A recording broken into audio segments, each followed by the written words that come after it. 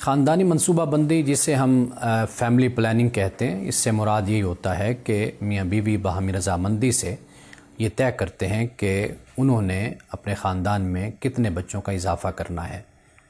ये जो बच्चों की तादाद का तयन है, दर हकीकत ये मियाँ बीवी मिलकर अपने हालात, माशी हालात भी हो सकते हैं, सेहत के हवाले से भी हो सकते हैं और इसके अलावा इज्तिमाई तौर पर भी देखा जा सकता है। इसके रोशनी में जब मियाँ बीवी मिलकर ये तय करते हैं, इसको हम ख़ानदानी मनसूबा बंदी कहते हैं। जी, अगर सिर्फ़ ये नहीं है कि अगर मियाँ बीवी ये समझते हैं कि माशरे में बिगाड़ है या अखलाकी ख़राबियाँ हैं, वो इस बुनियाद पर कम बच्चे पैदा करते हैं, बल्कि और भी बहुत सी वजूहात और असबाब हो सकते हैं कि जिनकी बुनियाद पर वो बच्चों की एक मुख्तसर तादाद रखते हैं। पहले तो इस हदीस की सनद और रवायत को देखना चाहिए, और दूसरी बात यह है कि इस हदीस से ये कहाँ साबित होता है कि आप क्वालिटी पे कंप्रोमाइज़ कर जाएं। यानी एक तरफ तादाद है और एक तरफ मिक़दार है। तादाद इतनी ज़्यादा हो जाए कि उस तादाद की वजह से कि जो आउट ऑफ कंट्रोल हो जाए और उसमें अखलाकी ख़राबियाँ और माशी तंगदस्ती और इसके अलावा दीगर कबाहतें और ख़राबियाँ पैदा हो जाएं। लेकिन इस हदीस को पेश नज़र रख कर सिर्फ़ यही ख्याल किया जाए कि बच्चों की तादाद को बढ़ाया जाए या आबादी में इजाफ़ा किया जाए, तो इसका जवाज़ या इसका सबूत इस हदीस से कैसे मिलता है। उस वक्त मुसलमानों का जो मसला था वो आबादी की कमी था। यानी रसूलुल्लाह सल्लल्लाहु अलैहि वसल्लम ने इसलिए मुसलमानों को रग़बत दिलाई, तवज्जो दिलाई कि वो आबादी में इजाफ़ा करें या ऐसी ख़वातीन से शादी करें कि जो ज़्यादा बच्चे पैदा करने वाली हों।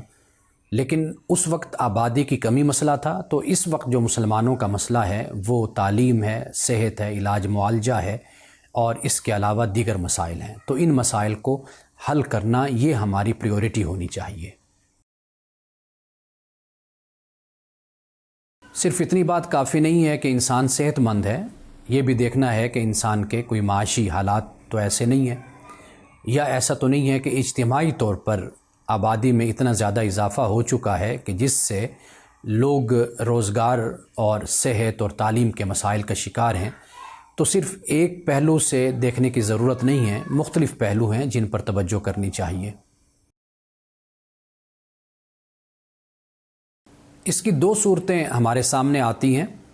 एक सूरत तो वो है कि जिस पे बिल इत्तिफ़ाक़ यानी कॉन्सेंसस है उलमाए किराम का कि इसमें कोई इख्तलाफ नहीं है, वो ये है कि शौहर का मादा है और बीवी का रहम है, और इसमें कोई इख्तलाफ नहीं है।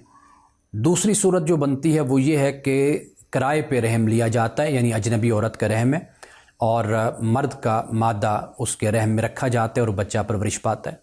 इसके बारे में उलमा का यही फतवा है कि ये हराम है। चूँकि ये जदीद दौर के मसाइल हैं, इन पर मज़ीद गौर व खोज़ भी होना चाहिए और इल्मी रवैया इन मसाइल पर इख्तियार करना चाहिए। लेकिन अगर हम इसी मसले पर गौर कर लें, जो मसला हमारे सामने है कि अगर किसी औरत का रहम जो है वो किराए पर लिया जाता है और उसको उसका मुआवज़ा दे दिया जाता है, तो इसमें ऐसी क्या हमारे सामने शरई कबाहत आती है कि जिसकी बुनियाद पर हम इसको हराम करार दे सकते हैं। ये वो मसला है कि इस पर मज़ीद तहकीक भी होनी चाहिए और मज़ीद इस पर आरा और फतावा भी सामने आने चाहिए। रियासत ज़बरदस्ती किसी शहरी को या अपने शहरियों को ख़ानदानी मनसूबा बंदी पर मजबूर नहीं कर सकती। हाँ, ये हो सकता है कि मुख्तलिफ़ अंदाज से आवाम को, लोगों को शऊर दिया जाए, आगाही दी जाए, इसके बारे में बताया जाए कि इसके क्या फ़वाइद हैं और हमारे मुल्क में, हमारी रियासत में, हमारे वतन में क्या मसाइल हैं कि जो आबादी में इजाफ़े की वजह से मसाइल बढ़ते चले जा रहे हैं। यानी वसाइल कम होते जा रहे हैं और मसाइल बढ़ते चले जा रहे हैं। ये मुकम्मल तौर पर इसका इन्हिसार लोगों के शऊर पर, उनके इल्म और तालीम पर है। इस पे रियासत और हुकूमत काम कर सकती है, लेकिन लोगों को ख़ानदानी मनसूबा बंदी इख्तियार करने पर मजबूर नहीं कर सकती। हमारे यहाँ ये बहुत ही आसान हो गया कि हम जो मसला हो, जो बात हो, हम उसको यूरोप पे डाल देते हैं।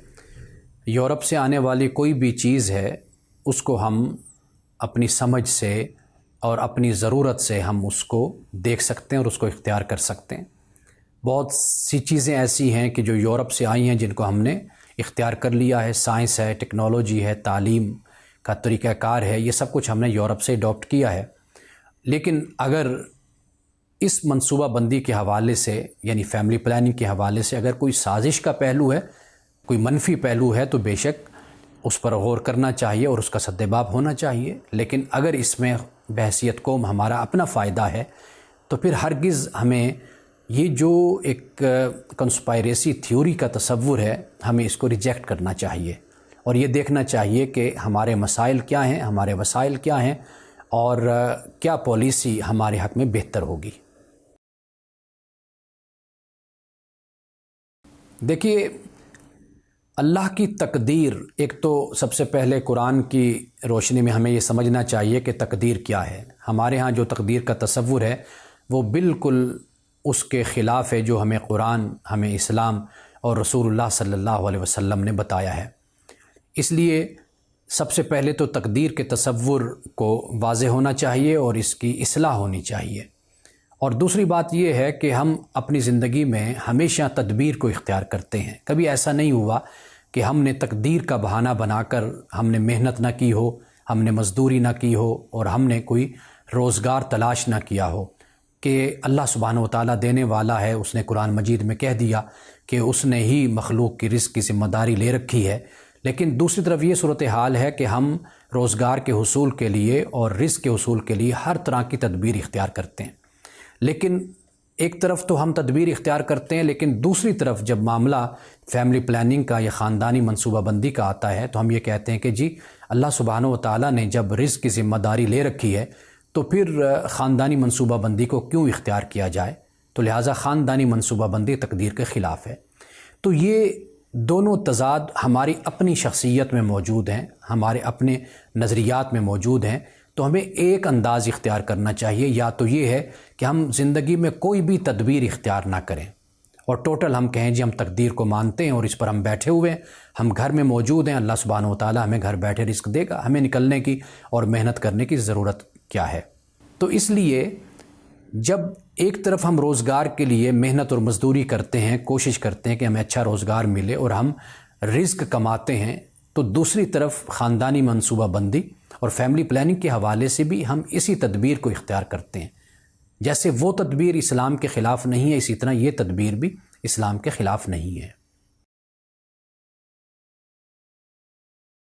اس حوالے سے امام غزالی، امام ابن تیمیہ اور بعد مالکی جو فقہا ہیں ان کی رائے یہی ہے کہ جب حمل ٹھہر گیا تو اس کے بعد اس کو گرایا نہیں جا سکتا، اس کو ایبورشن نہیں کروایا جا سکتا، یعنی اب ہر صورت میں اس کا استقرار اور اس کا ٹھہرنا اور اس کو رکھنا اور برقرار رکھنا یہ ضروری ہے۔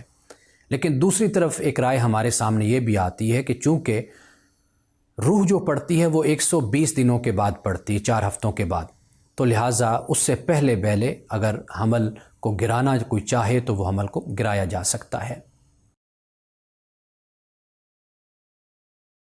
بچوں کی پیدائش کو عارضی طور پر بھی روکا جا سکتا ہے، یہ جائز ہے، اور اس کی بہت سی وجوہات بھی ہو سکتی ہیں۔ مثال کے طور پر بیوی کی صحت کا معاملہ ہے، خاوند کے معاشی حالات ہیں، اس کے روزگار کا مسئلہ ہے، اس کے علاوہ اور بہت سے ایسے مسائل ہیں جو اجتماعی طور پر دیکھے جا سکتے ہیں، اور ان صورتوں میں اگر کوئی عارضی طور پر بچوں کی پیدائش کے عمل کو روکتا ہے تو یہ روکنا جائز ہے۔